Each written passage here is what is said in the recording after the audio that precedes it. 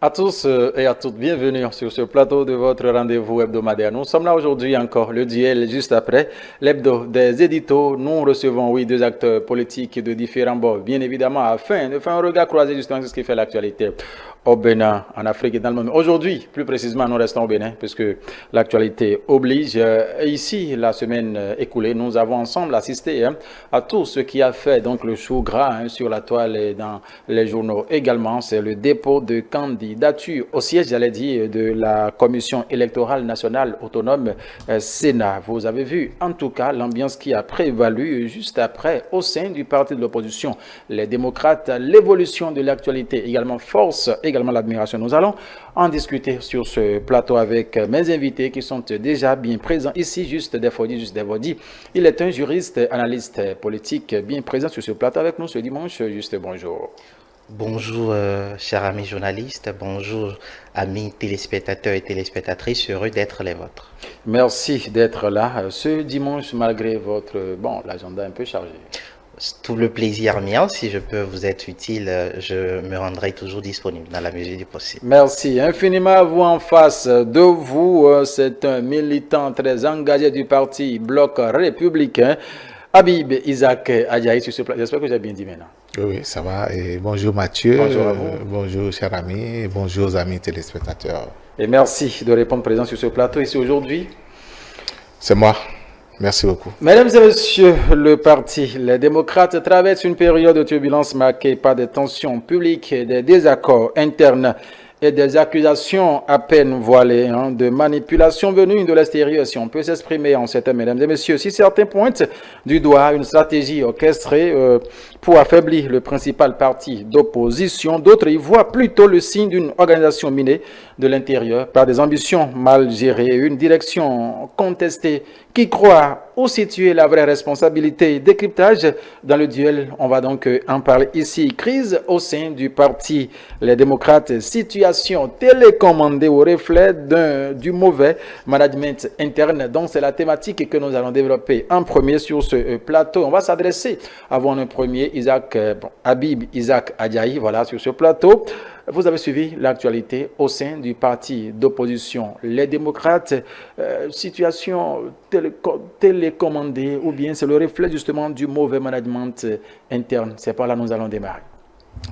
Télécommandé par qui? Non, parce qu'il n'y a pas assez. Je pense que c'est en le disant comme ça va être un abus de langage, d'analyse et de réflexion. Il faut dire qu'au niveau, au sein du Parti des démocrates, il y a un problème. Il y a un problème, une crise. Cette crise est née de... Moi, ma lecture des choses depuis des mois, des années, je le dis même sur ce plateau, il y a un problème de mauvaise gouvernance de la ressource humaine. Il y a un problème de mauvaise management de la ressource humaine au niveau du parti les démocrates. On ne gère pas un parti politique sur de l'improvisation. On ne gère pas un parti sur de l'impréparation des actions ou de programmes du parti. Le parti des démocrates en lui-même, il faut dire, c'est pas ça le sujet, il faut rappeler que c'est un parti qui a été conçu, assis pour, non pas parce qu'il y a un plan, un programme de travail, une planification, mais parce qu'il faut exister en politique contre la logique des choses dont on n'adhère pas. Pour apporter un débat constructif, il faut installer. Regardez comment est-ce qu'ils sont d'ailleurs. J'ai toujours dit qu'ils n'ont pas de projet de société, ils n'ont pas de planification, ils n'ont pas de planning. Quand ils sortent, c'est juste pour critiquer, pour dénoncer, et sans rien proposer de concret. Et la preuve, nous allons aux élections générales en 2026. Regardez la manière dont ils ont sorti leur duo. Le duo. C'est dangereux.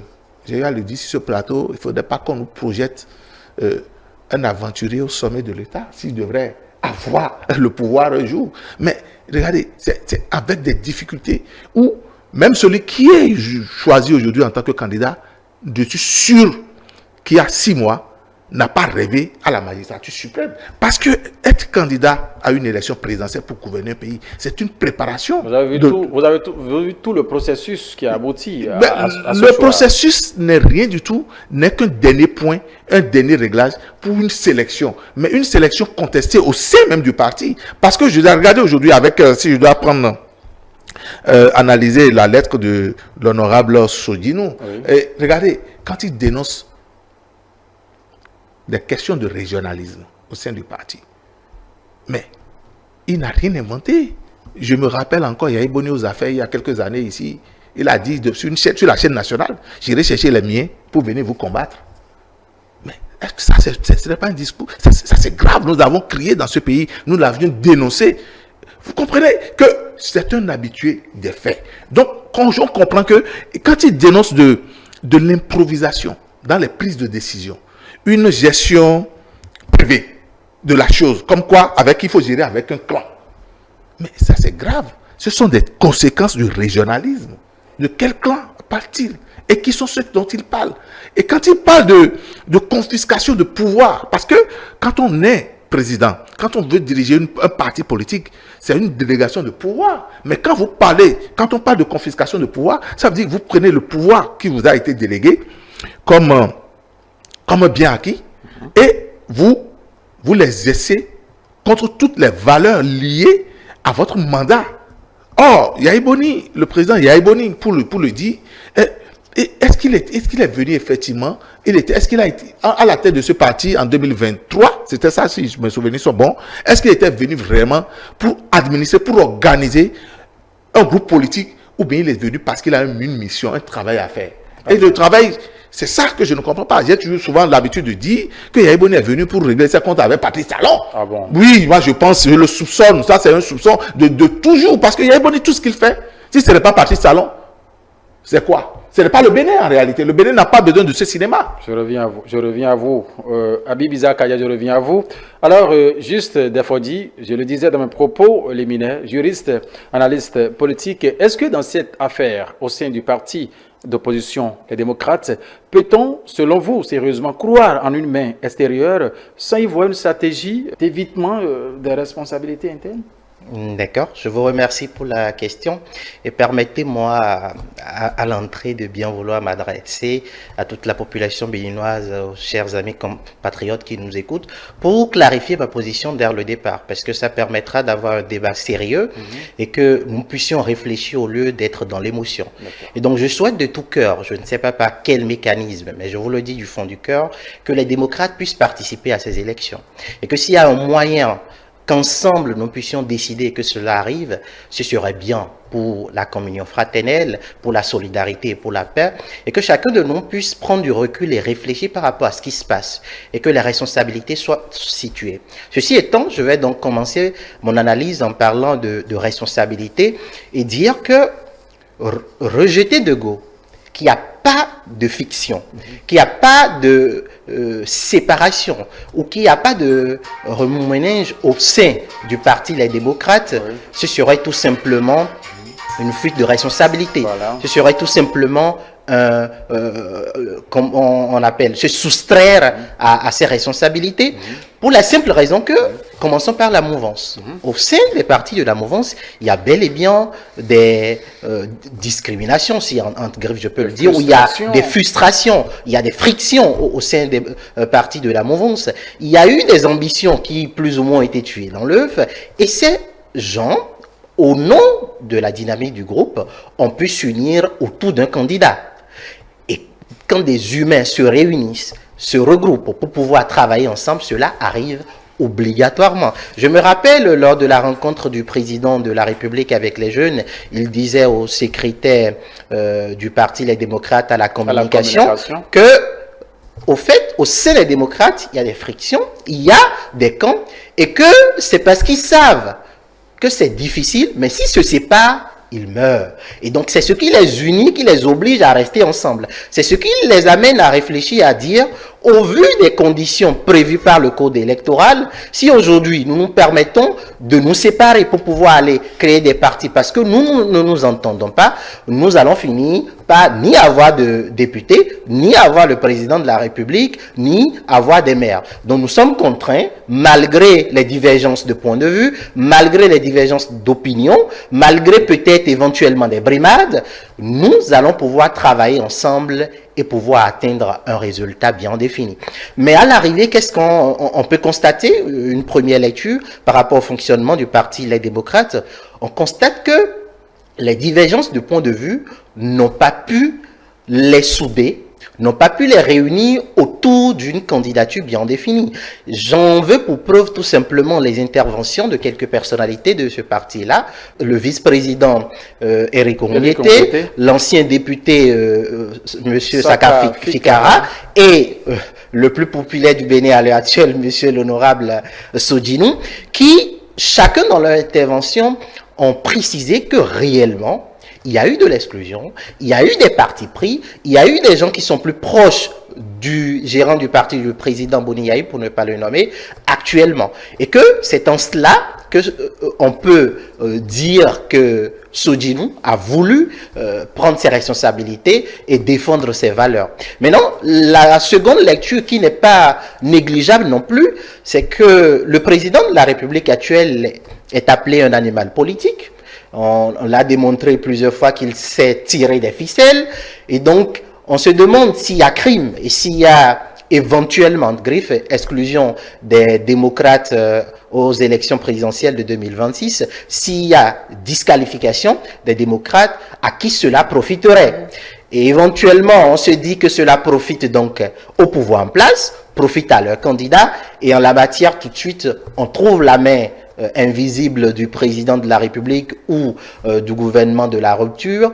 Et cette lecture-là se justifie encore plus en faisant référence aux élections passées. Parce qu'il y a eu 2019, il y a eu 2021, et donc 2026, on s'attend forcément à ce qu'il y ait un changement et qu'il y ait une fête électorale bien en vogue comme d'habitude au Bénin. Et donc ces éléments permettent aujourd'hui à certaines personnes de faire une lecture en disant oui, certes il y a de divergences, certes il y a quelques questions d'opinion au sein des démocrates, mais on aurait pu profiter, donc le pouvoir en place a pu profiter éventuellement de ces divergences-là pour pouvoir obtenir gain de cause ou peut-être pour pouvoir les aider à se disqualifier eux-mêmes en retirant leur parrainage. Donc, c'est deux lectures qui plus ou moins se valent, mais qu'on peut approfondir dans quelques instants. Nous allons l'approfondir sincèrement tel que vous l'avez dit, juste des fois dit sur ce plateau. Isaac Habiba Diaye, vous avez suivi juste des fois dit. Je l'ai suivi et je pense quand même que le seul point, la petite clarification que je vais apporter, c'est que le pouvoir n'a pas le temps de s'occuper de l'opposition. Nous avons une candidature sérieuse, une candidature qui a été préparée depuis 10 ans. Nous ne sommes pas dans l'improvisation, nous ne sommes pas dans la précipitation, nous ne sommes pas nous sommes dans la méritocratie. Nous travaillons pour les plus méritants. Vous voyez quand même la dynamique qui a été engagée depuis 10 ans bientôt, c'est travailler dans la discipline, dans une certaine cohérence et par rapport à la vision qui a été projetée. Donc, le candidat des démocrates ou les démocrates ne peuvent que s'en prendre à eux-mêmes. C'est la conséquence de l'improvisation, c'est la conséquence de manque de vision, de l'incohérence qu'il y a au sein de cette formation politique. Donc, vous pouvez comprendre que qu'est-ce que le pouvoir ira chercher, le gouvernement ou le président Talon ira chercher dans les culottes des démocrates. Pendant que nous sommes déjà gagnants par rapport au bilan qui est établi, nous sommes déjà gagnants par rapport à la candidature, j'aime bien le dire, premium, qui est proposé aux Béninois et qui a une adhésion populaire. Nous avons, sans avoir été aux élections, s'il y a aujourd'hui un pronostic qui est fait, on aurait déjà gagné les élections, déjà pas les pronostics. Donc il faut circuler dans le Bénin pour entendre. Donc nous n'avons même pas du tout intérêt. Et je pense qu'il faut démystifier le débat. Dans ce sens, il n'y a pas de télécommande, il n'y a pas de mystère qui est derrière. Aujourd'hui, nous avons vu que c'est un député à l'Assemblée, élu de la nation, membre du parti Les Démocrates, qui a pris ça au stylo et qui a dénoncé tout ce qui se passe au sein de ce parti politique. Mais on était là dit, j'ai vu des vidéos où on était là dit qu'il n'est pas d'accord et que le parti ne mérite pas ce qui a été fait par rapport à l'élection de cette candidature qui, pour eux, n'est pas un choix d'une commission, mais c'est imposé, c'est la volonté d'un homme. Au-delà de ce fait, pour finir, monsieur, je pense que nous avons écouté aussi Saka Fikara qui était plus ou moins scandalisé et qui a dit dénoncer également par rapport tout ce qui se fait au sein de ce parti. Ça veut dire qu'il y a tellement de malaise. Isaac Abdel, est-ce que c'est le moment justement de procéder à cette dénonciation? Est-ce que c'est le moment, la question qu'on se pose actuellement? Est-ce qu'il faut attendre justement ce dernier moment pour procéder, commencer par faire cette dénonciation? Il ne fallait pas le faire peut-être un peu plus tôt afin de permettre justement le réajustement des choses à l'intérieur. On aurait dû le faire plus tôt. Mais la manière dont Agbodo a été imposé pour la candidature du parti Les Démocrates, il fallait le faire. Imaginez un instant. Mais il a fallu ce qui s'est passé afin que vous ayez d'arguments pour dire que c'est imposé. Si tout le monde était en tout cas... Sur ce plateau, moi j'ai toujours dénoncé. Mais il y a même le 5 octobre dernier, depuis Parakou, j'ai dit à M. Alassane, je crois, du parti Les Démocrates, que à Parakou, il est au nord, que après la désignation du candidat à la candidature du parti Les Démocrates, que le parti risque de voler en éclat. Il m'a dit, ah oui, mais il faut me dire, mais nous parlons avec des gens, des vôtres, tout comme vous discutez avec les nôtres. Donc on apprend beaucoup de choses. Ce n'est pas parce qu'on apprend qu'il faut venir devant les médias tout détailler. Parce que vous connaissez, vous risquez de nous dire, ah, ce que vous dites, langage que vous n'avez pas de preuves, vous nous avez dit certaines choses. Vous comprenez tout ce qu'il y a au sein de cette formation politique quand même. Moi, je pense quand même que s'il n'allait pas, bon, faisons un peu de la fiction. Agbodo, président de la République. Ah, c'est du régionalisme qui va s'installer au sommet de l'État. Ça va être un scandale. Ah bon? Oui, le Bénin va plonger dans le chaos. Qu'est-ce qui vous le fait dire? Mais ce qui nous fait dire, c'est ce que ces camarades sont en train de dénoncer aujourd'hui et dans ce type de gouvernance qu'ils sont en train de dénoncer au sein de cette formation politique et que lui l'incarne parce qu'il a été imposé à cette formation politique aujourd'hui pour représenter la majorité des Béninois. Non, moi je pense quand même qu'il est temps que ce cauchemar-là prenne fin. Juste, Defodji, vous avez suivi Habib Isaac Adjaï sur ce sujet. Vous avez vu un peu comment la scène s'est déroulée depuis le retrait des parrainages se fait de façon collective, si on peut aller dans ce sens. Ce n'est qu'après la désignation maintenant du duo candidat que, on peut tenter de dire que, en tout cas, c'est la désignation, le choix justement du duo qui a été donc cette goutte d'eau qui a débordé le vase.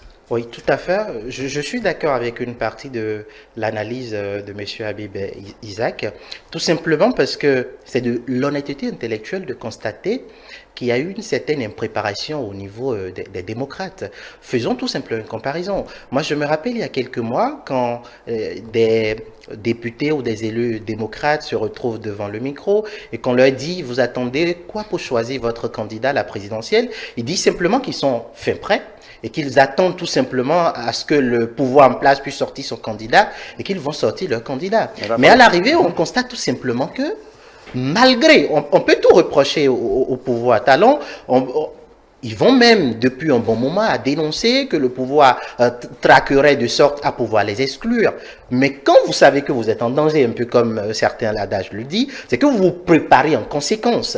Vous mettez les garde-fous nécessaires pour ne pas tomber dans les mêmes travers de 2016 à 2021 ou 2019. Donc vous avez eu des expériences électorales. Et si vous estimez que votre vis-à-vis a une certaine peut-être méthode qui est efficace, vous devez pouvoir travailler à pouvoir éviter les pièges éventuels qu'il aurait tendus pour vous. Et donc, vous avez simplement à travailler pour qu'à l'arrivée, vous puissiez être aux élections présidentielles de 2026. Mais ce qu'on a constaté, c'est qu'il n'y avait pas du tout de préparation. Parce qu'on ne savait pas, on devrait à l'avance savoir qui devrait être candidat à la présidentielle, qui devrait être vice-candidat. On pouvait même préparer 2-3 candidats. Au cas où on se dit à la dernière minute, peut-être quelqu'un, pour des raisons judiciaires ou autres, aurait eu mal et à partir avec la justice, on le remplacerait par quelqu'un d'autre. Mais on constate que ce n'est pas le cas. Et moi, j'ai vu le secrétaire à la communication, lorsque le candidat de la mouvance a été choisi les jours qui ont suivi. Vous voyez des publications, on dit à telle date, on va choisir notre candidat. Et c'est à 2 semaines qu'on a lancé le dépôt des dossiers de candidature. Ou quand vous voyez, on dit c'est une stratégie pour éviter que le président de la République ou la mouvance puisse savoir quel est notre candidat. Jusqu'à ce que cela est arrivé à la dernière minute. Il y avait eu un conseil national en tout cas. Le Conseil national est intervenu. Voulez-vous dire que le Conseil national est intervenu. Oui. Le Conseil national a été reporté, je pense, du 10 au 12, du 12 au 13, et au final, 3 fois. C'est le 13 le matin, au petit matin, ou le 14 au petit matin, que le Conseil national a pu désigner un candidat. Cela démontre amplement qu'au sein du parti, il y a eu une impréparation qui a eu comme résultat ce choix à la dernière minute. Parce que présumons qu'il y a 2 semaines ou 3 semaines, le candidat était choisi et qu'il y avait ces frictions. Ils avaient tout le temps de pouvoir régler ces différends au sein, même de pouvoir changer le candidat et trouver un consensus s'il le faut. Mais ça a été fait à la dernière minute. À quel moment ils ont cette possibilité-là pour pouvoir le faire?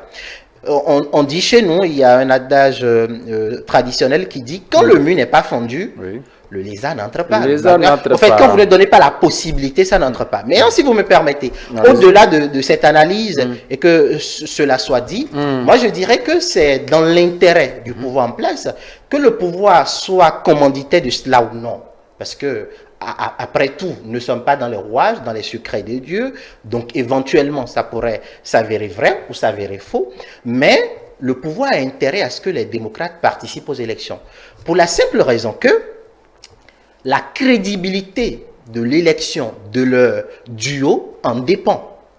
Nous sommes dans un peuple ou dans un pays où nous avons encore beaucoup d'analphabètes. Je n'ai pas exactement les pourcentages pour pouvoir l'évoquer, mais la vieille dame qui est dans un village reculé quelque part et qui entend que c'est le chef de l'État ou le pouvoir en place qui aurait brimé un parti politique et qui l'aurait empêché d'aller aux élections, n'a pas forcément tous les éléments d'analyse, va y croire. La communauté internationale a une certaine lecture. Et quand vous voyez sur les réseaux sociaux aujourd'hui, il y a énormément d'invectives, des insultes. Vous ne pouvez plus opiner librement. Vous ne pouvez plus faire une analyse sans qu'on ne vous tasse de mouvanciers ou d'opposants ou qu'on insulte vos parents, ainsi de suite. Donc, dans un climat aussi délétère, pour la paix, le pouvoir en place a intérêt à ce que les démocrates puissent participer pour pouvoir apaiser les uns et les autres. L'autre raison qui doit amener le pouvoir à aider au mieux que possible pour que les démocrates puissent participer à l'élection présidentielle de 2026, c'est tout simplement que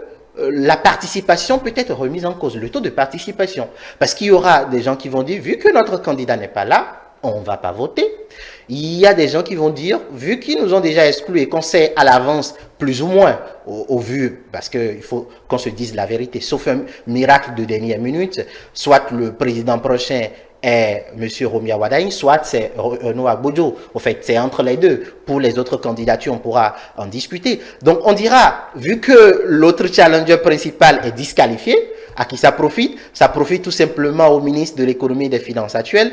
Et donc, l'élection est gagnée d'avance. On n'a pas intérêt à pouvoir aller voter. Et quand vous avez un taux de participation assez faible, cela également touche la crédibilité de l'élection et la fiabilité des résultats qui seront donnés. Et donc, moi, je dis que le président de la République soit derrière ou non, et je lui accorde le bénéfice du doute. Je sais qu'il y a des dissensions au niveau du parti Les Démocrates, mais il y a intérêt, si possible, moi, je l'ai même dit en off, j'ai dit si possible que le président de la République appelle l'honorable Sodjinou et lui dire je vous exhorte à remettre le parrainage.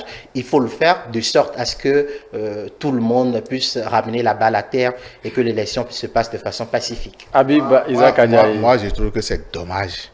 Ce dernier pan, là, sa chute, moi, je n'ai pas du tout aimé ça. Bon, parce que les démocrates ont toujours cherché un bouc émissaire, de tout le temps. Les Béninois savent. Aller au meeting. On n'a pas pu faire les meetings parce qu'on ne respecte pas les tests pour avoir été empêché et appelé au respect des tests avant des grandes réunions publiques. On dit que le pouvoir nous empêche de nous exprimer. Aujourd'hui, etc., etc., etc. Aujourd'hui, on dira encore que c'est le pouvoir qui les empêche d'aller aux élections. Non. Qu'est-ce que le pouvoir a fait? Qu'est-ce que le pouvoir? Parce que le pouvoir a mieux à faire par rapport aux Béninois. Nous avons un travail à faire. Nous avons un bilan à défendre. Il a pas dit directement. Il y a un projet de société. Il n'a pas affirmé que c'est... Il ne devait même pas réfléchir comme ça. Parce que le fait de le dire sur une Ben, chaîne de télévision... sur un plateau où vous êtes libre, c'est une analyse de lecture. où vous êtes libre. Oui, La lecture n'est pas une licence, mon cher ami. je comprends. Allez-y. Le dire tel que vous êtes en train de le dire dans les médias. Vous avez parlé du taux d'analphabète tout à l'heure. Ça veut dire que vous êtes en train d'inciter la conscience de certains à réfléchir, à aller dans ce sens, même si ce n'est pas le cas. Permettez-moi aussi de le voir, de voir la lecture, de prendre en compte cette lecture des choses que je suis en train de faire. Allez-y. Moi, j'estime que le pouvoir n'a pas de responsabilité et n'a pas d'injection à faire dans l'affaire d'un parti politique, d'une manière ou d'une autre. Le gouvernement n'a rien à faire dans les crises au sein des partis politiques, et ni de la mouvance, et ni de l'opposition. Parce que vous voulez que cela ressemble à quoi? Ça risque d'être un désordre. Encore que si cela a été fait, c'est la même personne dans cette opposition qui, je rappelle, est plurielle. Parce que nous avons plusieurs candidats de l'opposition qui ont déposé leur dossier à la Sénat. Même si pour vous, c'est tranché, les élections sont tranchées, on ne sait pas. Deuxième point, vous parlez du taux de participation. Qui vous dit que les Béninois ne vont pas sortir? Les Béninois sortiront massivement. Ça, je pense que c'est une mauvaise lecture que vous faites de cette situation pour tirer la conclusion en analysant que, excusez-moi, hein, quand je dis une mauvaise lecture, ça ne veut pas dire que je m'attaque à votre intelligence, mais je parle juste de la lecture de la situation, en pensant que les Béninois ne sortiront, ils représentent quel taux de pourcentage? Vous savez? Ils se disent partie du peuple. Ben, c'est vous qui croyez qu'ils sont vraiment partie du peuple. Ils n'existent que sur WhatsApp, que sur les réseaux sociaux. Ils ne représentent, quantifiablement, il faut les quantifier, ils ne représentent pas grand-chose. En réalité, ils font beaucoup de bruit sur les réseaux sociaux et cela laisse des pressions de croire qu'en réalité, ils sont nombreux. Non, les Béninois participeront nombreux à cette élection. Ils seront au rendez-vous pour faire le choix de leur président de la République à partir de 2016. Moi, je pense que cette crise, la seule responsabilité, la personne à qui il faut engager la seule responsabilité de cette crise, c'est les dirigeants du parti, les démocrates. Les cadres du parti, les démocrates. Les militants du parti, les démocrates. Ceux qui ont donné caution à leurs responsables, pour qu'on les dirige. Donc, ils n'ont pas de bouc émissaire à choisir pour dire soit c'est une main télécommandée, le pouvoir. Non. Le pouvoir, au contraire, le président de la République, vous devez rester loin de cette crise. Isaac Habib Adjaï ou Habib Isaac Adjaï sur ce plateau, en tout cas, et si la vérité se situait entre les deux, c'est-à-dire les aspects que nous sommes en train d'évoquer sur ce plateau, c'est-à-dire l'ingérence extérieure, gestion interne défaillante, est-ce qu'à l'heure actuelle, il faut tout repenser? Moi, je pense qu'il y a un problème de leadership, de manque de leadership au sein du parti Les Démocrates. Pour ça, là, je vais donner un conseil, je vais faire une proposition, une offre. Allez-y. Le président Yahya Boni, il doit s'armer de courage et prendre le manteau d'un éboueur et mettre ça sur lui-même. Dire que je suis un dépotoir en tant que chef, on peut tout jeter sur moi. C'est politique. Moi, vous avez dit que le président Talon est un animal politique. Moi, j'ai l'habitude de dire ici aussi que le président Yahya Boni est un animal politique. Fin stratège. Il n'a qu'à mettre en exergue ses atouts de négociation, de médiation, pour convaincre son camarade. S'il réussit à le faire, c'est tant mieux. J'ai même eu à l'écrit pour dire, mais est-ce qu'il est encore possible de sauver quelque chose par rapport à un accord de gouvernance pour qu'ils aillent faire les parties de la mouvance? On m'a dit que c'est vrai, les textes disent que c'est avant le dépôt des dossiers. Des dossiers. Mais on ne sait jamais, puisque ce n'est qu'un dépôt, un récépissé provisoire qu'ils ont eu, qu'ils appellent les juristes, et voir si c'est possible, même si, puisqu'ils n'ont pas encore eu le récépissé définitif, est-ce qu'il y a une porte ouverte pour qu'ils puissent quand même discuter et avoir le seul parrainage qui manque? Moi, je pense que c'est cela. Le pouvoir n'a rien à faire. Bon, le 28 juillet, quand le président recevait la jeunesse à la présidente de la République, je vais dire le président de la République, il leur disait ceci: les démocrates, LD, BR, tout ça, c'est la même chose. En disant quoi? Nous pouvons discuter et travailler ensemble. Il est même allé jusqu'à dire que le meilleur d'entre vous et le meilleur d'entre nous s'unissent pour diriger le Bénin. Mais comment on peut ouvrir la main quand même à ses fils et filles, puisqu'il est le père de la nation, pour qu'on puisse s'unir autour de la joie trouvée qui est le Bénin et que chacun apporte ses compétences. Donc le pouvoir est resté ouvert en nous donnant des pistes de réconciliation, de travailler ensemble à travers les formations politiques qui existent. La loi a été claire parce que le pouvoir, à travers cette loi, mais le code incriminé, je veux parler du code électoral incriminé.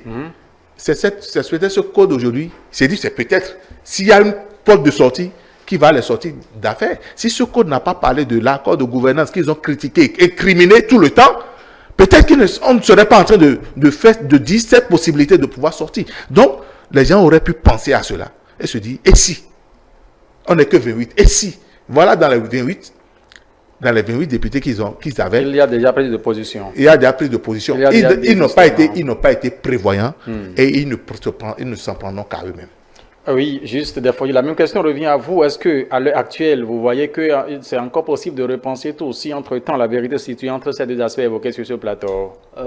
Repenser tout, je ne crois pas. La seule sortie que je puisse voir, c'est au niveau de la Cour constitutionnelle. Donc, je vais y revenir. Et commencer déjà par dire que malheureusement, je constate une mauvaise gestion de cette crise au sein du parti Les Démocrates, parce que ce n'est pas le moment plutôt d'avoir des invectives, des insultes ou des dénonciations envers l'honorable Sodjinou, parce que ça le conforte plutôt dans sa position. Ça lui fait dire que non seulement il a subi des brimades et que malgré tout, on continue de vilipender son nom. Donc moi, j'ai trouvé la gestion de cette crise-là un peu amatrice, mais bon, ça c'est une gestion plus ou moins pas très orthodoxe à mon humble avis. Maintenant, qu'est-ce qu'il faut faire? Il faut commencer par rappeler quelques décisions de la Cour concernant le parrainage en 2021 lorsque l'honorable Soui a réclamé son parrainage. Pour rappeler le contexte, l'honorable Soui avait retiré son parrainage. Aussi bien, comme l'a fait l'honorable Sodjinou, l'a signé et est allé déposer au parti.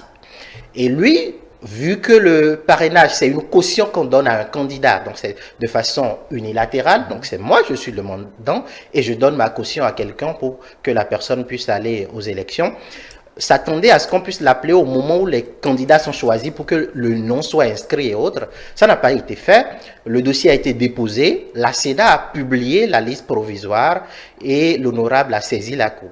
La Cour a dit qu'il reconnaît son droit de rétractation, sa liberté d'exercer son droit de parrainage. Sauf que ce droit devient abusif lorsque c'est exercé. Après que la caution soit donnée, donc le parrainage est donné, par la suite, le dépôt de dossier est effectué, que la liste provisoire est déjà publiée. Ça, c'est la décision de 2021.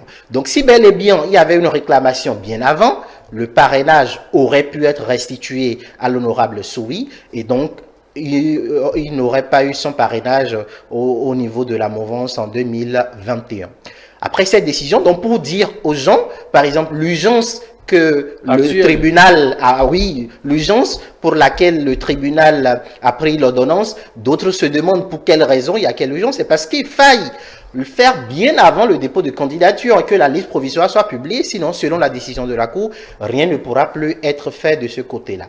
Deuxième chose, c'est toujours la décision de la Cour constitutionnelle de 2024, et c'est ça qui fait surtout polémique sur la toile. Avec la révision du code électoral, il est clairement dit que si vous voulez exercer votre liberté, la Cour l'a bien notifié, votre liberté de parrainage, votre droit de parrainer, vous devez le faire conformément aux valeurs du parti, au choix du parti.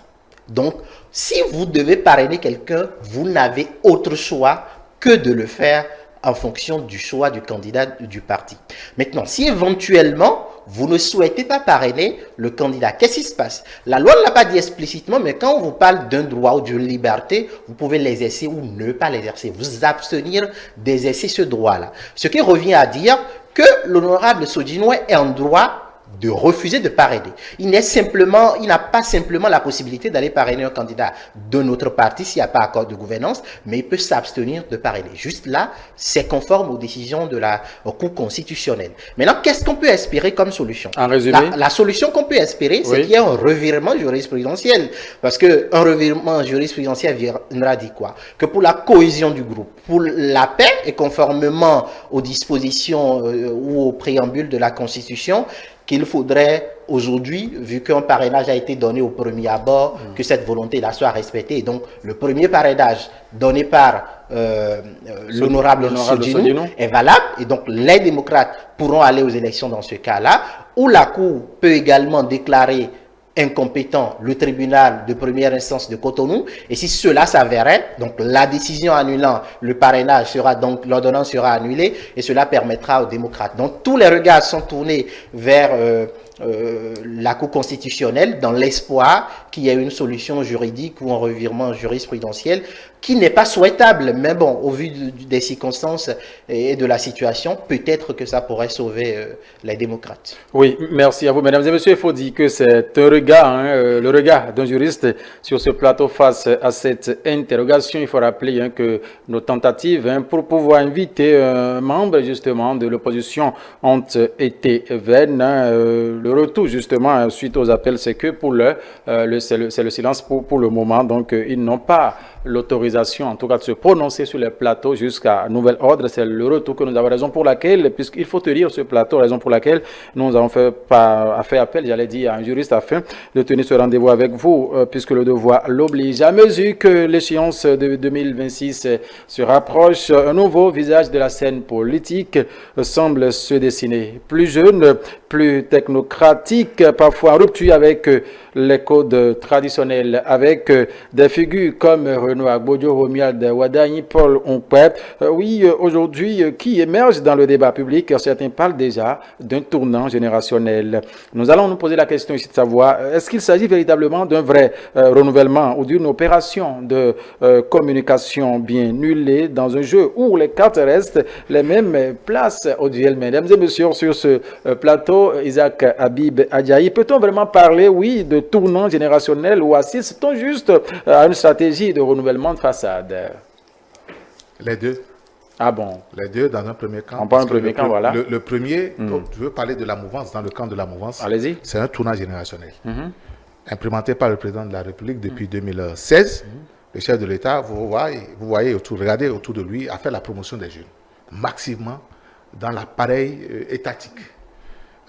Nous avons travaillé quand même à donner de la valeur à la jeunesse. Les réformes du système partisan ont révélé les jeunes, la jeunesse. Et non seulement sur l'échiquier politique, mais dans l'administration de notre pays à travers la promotion et les nominations politiques. Le deuxième point, pour dire, pour répondre, le second, pour dire, et l'opposition, je veux parler du FCBE, qui est un parti d'opposition, les démocrates aussi, qui est un autre parti de l'opposition, qui sont en train de promettre, ils font juste ce que à mettre les pieds dans les pas de la mouvance. Ah bon. Parce que quoi? Vous savez, le fait d'avoir mis le doigt sur un jeune pour porter le Bénin sur les 5 prochaines années à venir par les partis de la mouvance, le Plan républicain, l'UPR, la Renaissance nationale, moi le Bénin, ça a été un grand coup que nous avons porté dans l'opinion publique. Et que vous avez vu l'enthousiasme avec lequel que cette candidature a été portée par non seulement la jeunesse, par le Bénin, le troisième âge. On a vu quand même la réaction de Batokor et d'autres ici et là. Cela a été un très gros coup médiatique pour se dire enfin, il est arrivé à ce que la jeunesse puisse s'exprimer, puisse réagir et expérimenter la chose politique au plus haut niveau. Mais le président de la République, en recevant la jeunesse le 28 juillet dernier, je pense que la date est exacte, sauf erreur de ma part, et a donné les signaux pour dire, parce qu'il a dit aux jeunes, je n'ai pas les mots exacts, c'est pour dire, maintenant c'est de vous qu'il est question, c'est de votre génération qu'il est question, et il faudrait que nous puissions vous travailler et vous léguer quand même un héritage donné. Donc le président de la République a donné l'orientation qu'il faut. Et que la mouvance étant dans sa place, l'opposition qui n'a rien à faire, qui n'a pas de repère, je continue de le dire, je suis politique, et quand j'analyse l'opposition, moi je vois qu'ils n'ont pas de repère, ils n'ont pas de projet, ils ne mettent que les pas dans le pied dans les pas de la mouvance. Ils ne pouvaient pas faire autrement. Oui, l'opposition ne pouvait pas faire autrement si ce n'était pas Renaud Agbodio, et c'était un homme d'un certain âge, je ne dirais pas d'un certain âge, cette candidature ne serait pas vendable. Et Paul Mounpé n'a pas le choix que d'aller prendre un jeune pour son colissier aussi. Parce qu'il faut aller convaincre cette jeunesse-là.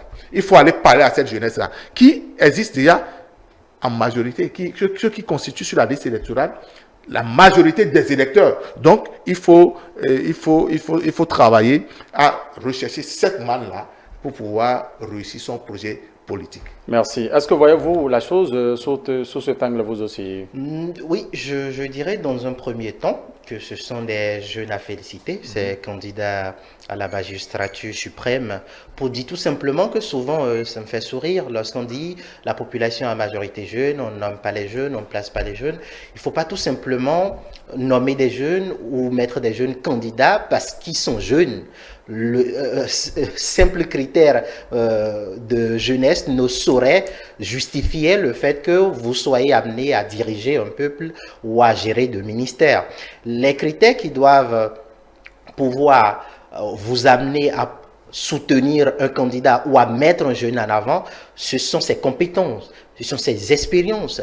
Il faut avouer que les candidats qui sont mis en avant, pour ne pas citer le ministre de l'économie et des finances, Romuald Wardani, et le maître Renaud Agbodio, pour dire qu'ils ont eu le temps de faire leurs preuves, surtout le ministre de l'économie et des finances, qui bien avant de venir au gouvernement, je ne voudrais pas rappeler son curriculum vitae ici, mais qui a déjà fait son expérience en tant que plus jeune associé du cabinet des lois, responsable Afrique du cabinet des lois, avant bel et bien de devenir ministre de l'économie et des finances. Et rappelez-vous que ça avait surpris plus d'un, parce qu'on s'attendait à un certain ténor pour diriger ce ministère. On a parachuté un jeune qui a su sortir son épingle du jeu, et même les gens de l'opposition ou à l'international ont su apprécier cette candidature-là, même s'il n'est pas complètement jeune. Il est à la porte des 50 ans, donc pas complètement non plus. Le maître Renaud Agbodio également, même s'il n'a pas encore existé de mandat électif, a été l'avocat figure de proue d'une certaine lutte selon donc les partis de l'opposition pour la liberté, et a été l'avocat de plusieurs personnalités politiques qui ont eu donc de soucis avec la justice ou qui sont derrière les barreaux, pour ne pas citer Rekiat Madougou ou l'ancien secrétaire général Métaillon, qui ont eu comme avocat Maître Renaud Agbodio. Il a été également le responsable de l'association des jeunes avocats du Bénin. Donc ce sont des profils, ils ont quelque chose à vendre, ils ont de la matière qui fait qu'on peut aujourd'hui dire oui, ceux-là peuvent être candidats et peuvent diriger. Et c'est une dynamique. Pourquoi c'est une dynamique? Pour la simple raison que les ténors, les vieux dinosaures de la politique béninoise, ont su se mettre derrière ces candidatures, ont su dire oui, nous sommes d'accord, il a la carrure qu'il faut, il a la prestance qu'il faut, il a l'intelligence qu'il faut pour pouvoir faire ce travail-là. Et donc c'est tout à l'avantage, et nous espérons que davantage on fera confiance aux jeunes pour pouvoir nous apporter leur expertise et diriger le pays. Merci. Est-ce que vous estimez, vous autres, Habib, Isaac, Adiaï, que les profils jeunes suffirent-ils à incarner le changement réellement? Non, ça ne suffit pas du tout, pas du tout, pas du tout. Parce que ce n'est pas le visage jeune de la jeunesse qui est vendu ici. Mais c'est la compétence de la jeunesse qui est mise en avant, par la mouvance présidentielle. Donc vous voyez aujourd'hui, le candidat de la mouvance n'est pas seulement que jeune, il est jeune, mais c'est un technocrate bon teint, il est très compétent, il a fait ses preuves à travers le monde entier, il est dans les grands salons internationaux, financiers internationaux, il a un carnet d'adresses bien fourni en tant que président de la République pour exercer la fonction de la présidence de la République. Donc, vous savez, il a été préparé, il a travaillé à cette candidature. Donc, pendant 10 ans. Avant d'être là, il a une compétence. Lui, il a sonné tout à l'heure. Donc, Madame Tchabi Talata, qui n'est pas très jeune, mais qui, je vous rappelle, est très jeune aussi dans la tête, parce qu'il y a une fraîcheur dans sa tête. C'est vrai, elle n'est pas du troisième âge, puisqu'elle n'a pas encore 69 ans. Mais là, c'est un âge quand même, une sagesse qu'on peut revendre sur le plan politique, pour pouvoir encadrer cette jeunesse, apaiser cette jeunesse et pour gouverner sur le plan politique. Donc, je pense quand même que c'est de la compétence que le gouvernement est en train de mettre en avant à travers cette jeunesse compétente, cette jeunesse qui aujourd'hui est l'espoir, puisque le candidat lui-même, projetant sa vision à Parakou, a misé sur cette jeunesse pour dire, jeunes, faites-moi confiance, ayez confiance. Ayez confiance parce qu'il comprend le jeune, puisqu'il est jeune, il comprend le jeune, il sait de quoi le jeune a besoin, il sait ce dont la jeunesse béninoise a besoin et il saura apporter les réponses aux besoins de la jeunesse béninoise. Donc, en général, à travers cette jeunesse, à la classe, à toute la classe sociale béninoise, je veux dire. Donc, pour finir, je dirais simplement que Romuald Wada est le candidat idéal pour être le président de la République du Bénin. Vous aurez le temps au moment venu d'aller sur ce chantier. Oui, juste d'Afodi, est-ce qu'il faut peut-être des idées neuves, des méthodes, une vision, en tout cas quand on tient comme justement du profil jeune dont nous parlons ici aujourd'hui pour les prochaines années de gouvernance au Bénin? Il le faut sincèrement parce que il faut avouer que nous ne le savons pas assez, mais on a beaucoup de cadres béninois qui excellent à l'étranger et qui contribuent au développement des autres pays.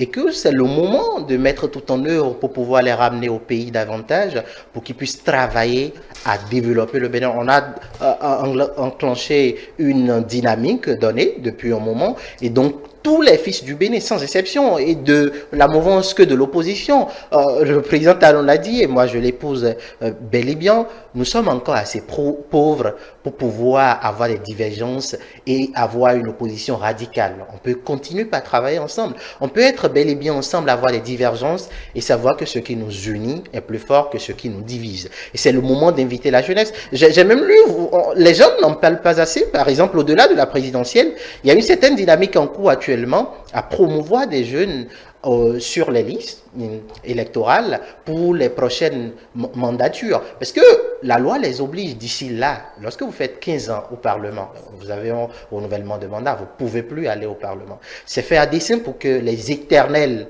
politiciens de notre pays puissent apprendre aux jeunes à pouvoir faire de la politique, à pouvoir gérer la chose publique et désormais prendre la relève. Et c'est ça qu'il faut. Nous avons des connaissances inouïes. Par exemple, dans le domaine du numérique, les gens ne le savent pas, mais le Bénin bat des records en Afrique de l'Ouest. On peut pouvoir le faire davantage et le mettre au niveau du service public et le faire. Et c'est tout bénéf pour le Bénin, c'est tout bénéf pour la jeunesse. Et ce n'est que justice rendue à la jeunesse. Vous aurez quelques secondes pour conclure. Oui.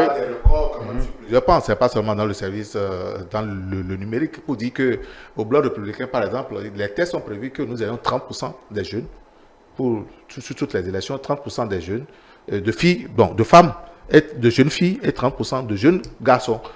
Ça veut dire, les deux cumulés, ça fait 60%. Donc cette dynamique est présente au sein du bloc républicain et nous n'hésitons pas à pouvoir le vendre, à nous en vanter d'ailleurs. En guise de conclusion, Habib Isaac Adjaï, nous sommes à la fin de ce plateau. Je dirais pour finir que j'invite les Béninois à rester sereins. Et par rapport à ce qui se passe au sein du parti Les Démocrates, c'est leur mamite interne. Ils sauront trouver les solutions qu'il faut. Nous sommes en politique. S'ils ne réussissent pas à aller aux élections en 2026, ils iront certainement en 2031. Mais en 2026, il n'y a pas que les élections, il n'y a pas que les élections présidentielles. Monsieur l'honorable Sodi nous les a invités à préparer les élections législatives. Il est membre du Parti des démocrates. C'est leur problème. Nous ne s'en occupe pas du tout.